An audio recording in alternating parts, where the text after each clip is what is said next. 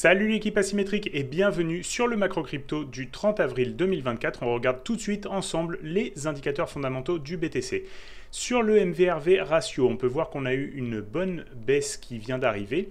Et ça nous indique que le sentiment des acteurs du marché s'est bien refroidi. On a eu des prises de profit qui sont arrivées sur le niveau des ATH précédents et sur les niveaux qui ont été atteints un petit peu plus haut, donc au niveau des 73 000. Et là, pour le moment, ce ratio est en train de rebaisser, ce qui nous indique qu'on n'est pas encore arrivé en zone de surchauffe. On a encore de la marge de progression qui est possible sur le Bitcoin, mais pour l'instant, on a un ralentissement du prix. Pour ce qui est du NUPL, on est toujours très haut, ce qui indique qu'il y a encore beaucoup de profits non réalisés qui traînent sur le marché. Et ça, c'est un petit peu inquiétant. Ça veut dire qu'il y a beaucoup de holders en fait sur ce marché et peu de gens qui sont en train de prendre des profits. Et donc, on pourrait avoir une correction qui sera plus profonde pour justement aller faire peur à ces personnes-là, qu'elles prennent leurs profits et ensuite qu'on puisse repartir sur une jambe haussière si jamais le marché offre cette jambe haussière. Pour ce qui est du SOPR, des holders de long terme, on peut voir qu'il y a eu des prises de profit qui sont arrivées en fait aux alentours du 20 mars 2024. Et depuis, on a quand même des prises de profit qui ont lieu, mais ce n'est pas non plus des prises de profit qui sont significatives. Donc pour moi, au-dessus de 6, c'est significatif. Là, pour l'instant, on est allé chercher jusque dans les 5. Donc on commence à avoir quand même des prises de profit assez conséquentes. Mais on a encore de la marge de progression par rapport à cet indicateur. Maintenant, si on regarde un petit peu sur l'intérêt qu'il y a sur les réseaux sociaux, moi, ce que je veux regarder surtout avec vous aujourd'hui, c'est le volume de tweets. On peut voir qu'on a eu un énorme pic justement au niveau de mars 2024. Et ça, c'est pas anodin en fait. Au moment où il y a eu le plus d'excitation sur le marché au niveau du sentiment, eh bien, on peut voir que ça a été aussi le pic temporaire que l'on vient de vivre au-dessus des ATH précédents. Et là, on est en train de redescendre un petit peu sur cet intérêt social. Donc, avec le prix qui redescend, on a de moins en moins d'intérêt. Ethereum, lui, il n'a intéressé personne parce qu'il n'a pas eu de surperformance par rapport au Bitcoin. Donc, pour l'instant, dans ce cycle, on peut dire qu'on a eu la surperformance de Bitcoin et on n'a pas encore eu une surperformance des altcoins, ce qui, pour moi, est une indication que ce n'est pas une fin de cycle avec une exubérance au niveau des altcoins. Pour ce qui est des ETF sur le BTC, donc là, on peut voir que depuis plusieurs semaines, depuis plusieurs jours, on n'a pas de inflow positif. Donc là, pour l'instant, on est en train plutôt de décharger un petit peu sur l'accumulation de Bitcoin Spot par les ETF. On peut voir aussi que au niveau du premium sur iBit, on est toujours un petit peu avec un premium plus élevé que d'acheter du BTC Spot. Et pour ce qui est des inflows sur le BTC, on peut voir que pour l'instant, c'est plutôt des sorties en fait sur les jours précédents. Donc là, si on regarde le total, moins 817, moins 1300, moins 3330, moins 3390.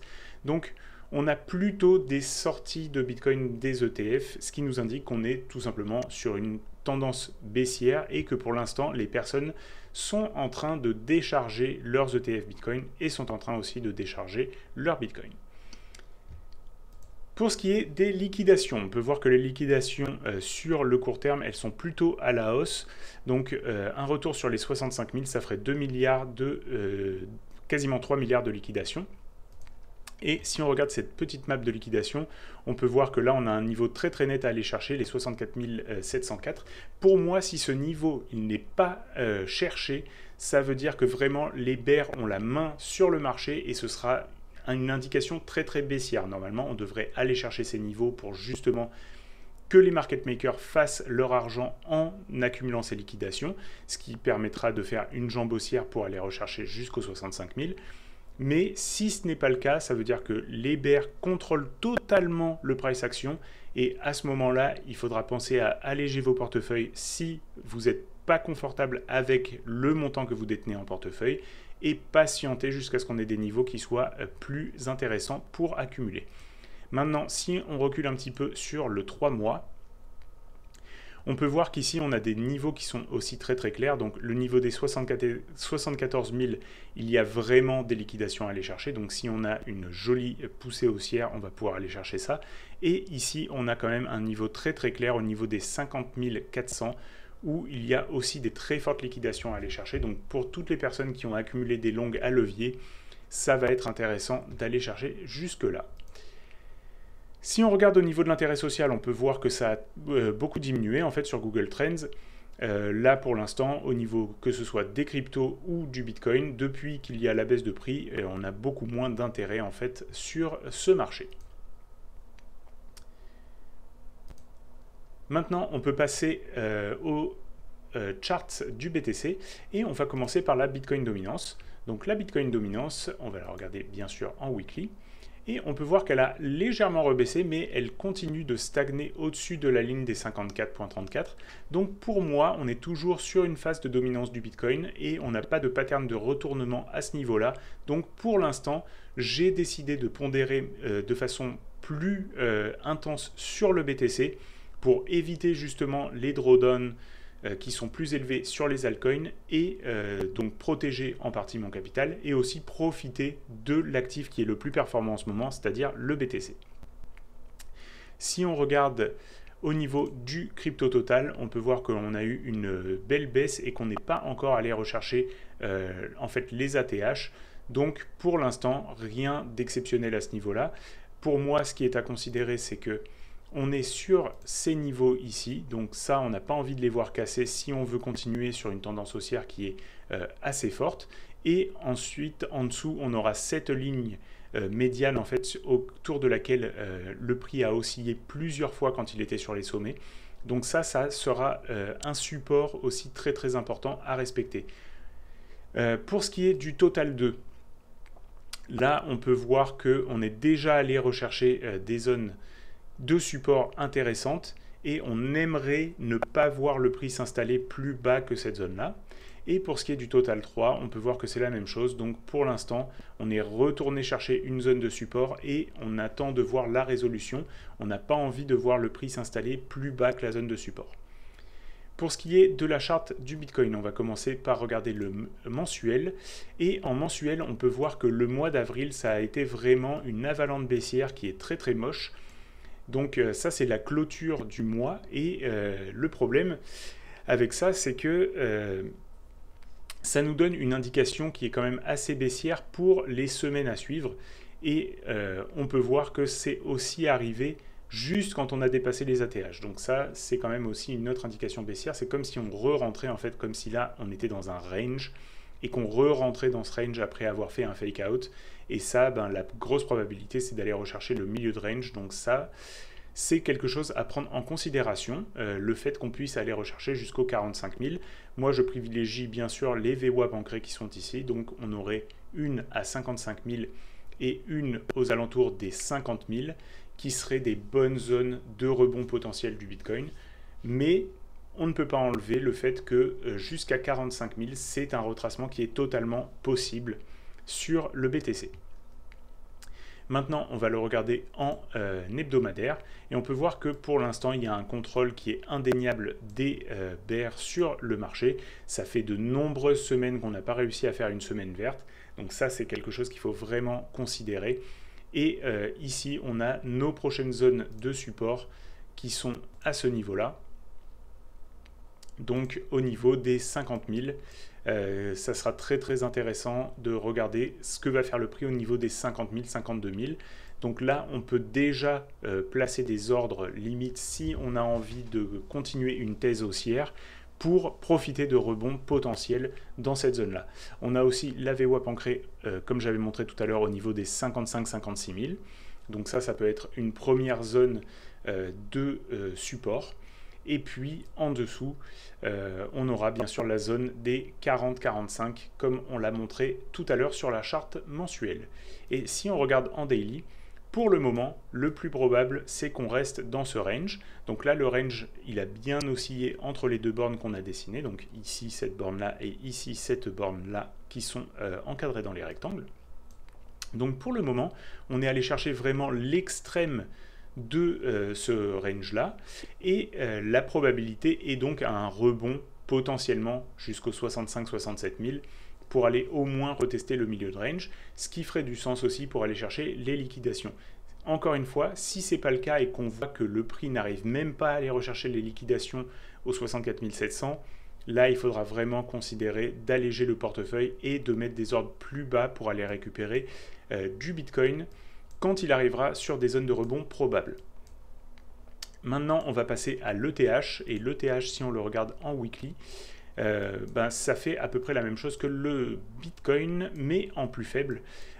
Ici, on aura notre zone de support, la première zone de support qui va arriver, que je vais tracer tout de suite. Donc ça sera la première zone qu'il faudra bien considérer pour un rebond aux alentours des 2004-2500. Si le prix ne rebondit pas là on sera vraiment en train de retourner dans une zone plus dangereuse et sur une tendance baissière qui annulera quand même beaucoup de la théorie haussière qu'on avait.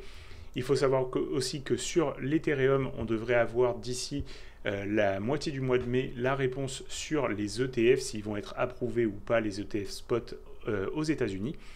Donc ça va être aussi potentiellement un catalyseur pour emmener le prix de l'Ethereum à aller plus haut si jamais ils sont acceptés. Pour moi, ce qui est pricé pour le moment, c'est que les ETF ne soient pas acceptés. On a vu que la SEC a déclaré encore une fois que Ethereum était une security, ce qui veut dire qu'il y a une grande possibilité pour que les ETF ne soient pas acceptés. Si les ETF ne sont pas acceptés et que c'est déjà pricé comme c'est ma théorie, ça ne devrait pas faire une énorme variation du prix, mais par contre, s'ils sont acceptés, ça pourrait faire une énorme surprise à la hausse. Donc, il peut y avoir un pari à faire sur l'Ethereum si vous pensez que les ETF vont être acceptés. En tous les cas, il y a un pari asymétrique à faire là-dessus. Puis, si on regarde l'ETH contre le BTC, on peut voir que ETH continue complètement de sous-performer le Bitcoin.